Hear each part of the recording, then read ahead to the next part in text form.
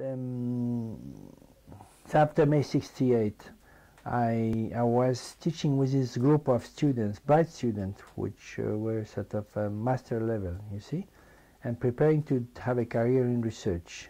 They're very motivated, highly motivated students, and of course inspired by May 68 ideas. And so with the most, some of them the most highly motivated, we were having informal reunion meetings in the cafe, trying to develop a project of our own, showing to the French public that French society was a class society. That was a big news to us, to everybody, after May 68.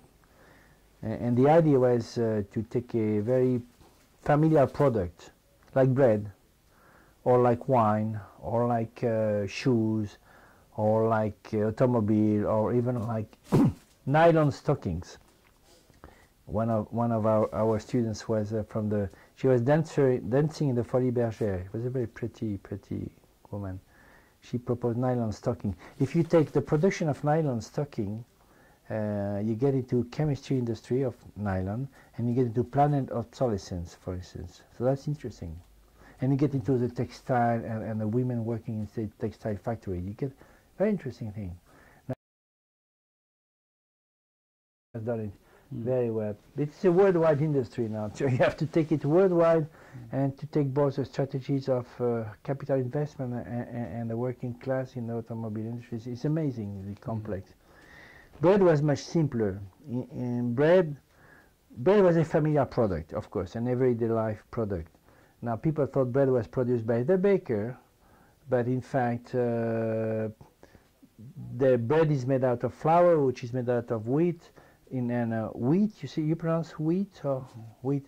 Wheat is produced in the Bassin Parisien. It's an agrarian, rich agrarian class with farm workers and cashing on European money and extremely rich peasants. You know, it's a capitalist peasantry, very rich, capitalist farmers. So we had that with bread. If you went up to wheat, then flour, I didn't know anything about flour, and with bread, there were sort of, it was artisanal, but there was also the industrial bread.